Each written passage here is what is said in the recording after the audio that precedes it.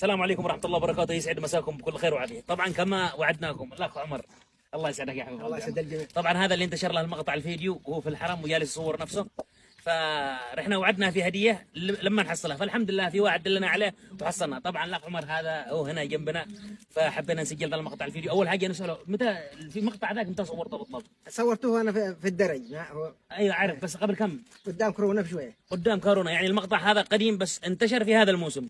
فعلى العموم نورت يا حبيب قلبي، وجينا بهديه. اول حاجه هذه هديه، هذه يعني هذه هذه لك تستاهل، وهذه ظروف يعني من بعض المتابعين قالوا لي هدايا.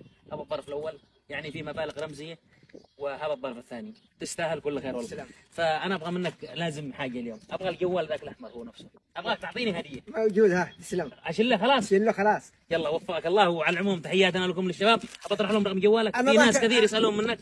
انا ذاك اليوم وصلت الحرام أيه؟ ما عشان جوال ولا شيء، عشان الحرام بس. الله، اشوف مكه. اي والله العظيم يا المقطع هذا اثر فيني جدا جدا جدا، يعني والله سبحان الله، هو الله ساغنا لك فوق كل شيء. بس انا والله اني حبيت التقي فيه، والحمد لله حصلت اليوم. فوق على شعرك خلي جوك. العموم وجه تحيه للشباب. بطرح لهم رقم جوالك كمان. اخوي حسن بيت الله يشوف انا دحين هناك ان شاء الله. تحيه لك ولاخو حسن، بطرح لهم رقم جوالك هناك. تمام. تمام. اللي في شباب وعدوه كثير، بطرح لكم رقم جواله هناك وتواصلوا معه.